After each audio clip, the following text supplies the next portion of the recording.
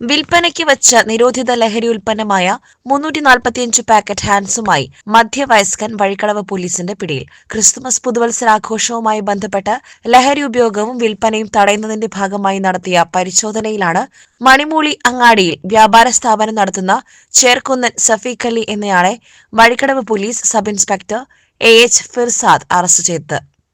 മണിമൂളി അങ്ങാടിയിലും വഴിക്കടവിലെ വിവിധ ഭാഗത്തും ലഹരി വസ്തുക്കൾ ചില്ലറ വിൽപ്പന നടത്തുകയാണ് ഇയാളുടെ രീതി. തമിഴ്നാട്ടിൽ നിന്നും ഇയാൾ ലഹരി ഉൽപ്പന്നവുമായി വരുന്നുണ്ടെന്ന വഴിക്കടവ് പോലീസിന് ലഭിച്ച രഹസ്യവിവരത്തെ തുടർന്ന് മണിമൂളിയിൽ വെച്ച് നടത്തിയ പരിശോധനയിലാണ് ഹാൻസുമായി പിടിയിലായത്. ക്രിസ്തുമസ് പുതുവത്സരാഘോഷവുമായി ബന്ധപ്പെട്ട് ലഹരി ഉപയോഗവും വിൽപ്പനയും തടയുന്നതിന്റെ ഭാഗമായി തുടർന്നുള്ള ദിവസങ്ങളിലും കർശന പരിശോധനകളും തുടർ നടപടികളും സ്വീകരിക്കുമെന്ന് വഴിക്കടവ് ഇൻസ്പെക്ടർ ധനഞ്ജയ് ദാസ് TV അറിയിച്ചു. ഇയാൾക്ക് മറ്റ് സംസ്ഥാനങ്ങളിൽ നിന്നും ലഹരി വസ്തുക്കൾ എത്തിച്ചു നൽകുന്ന ഡീലർമാരെക്കുറിച്ച് അന്വേഷണം നടത്തിവരുന്നുണ്ട്.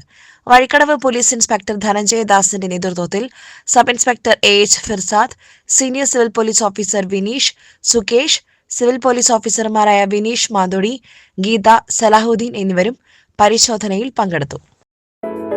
Gold, pure gold. SS group, Nilambur.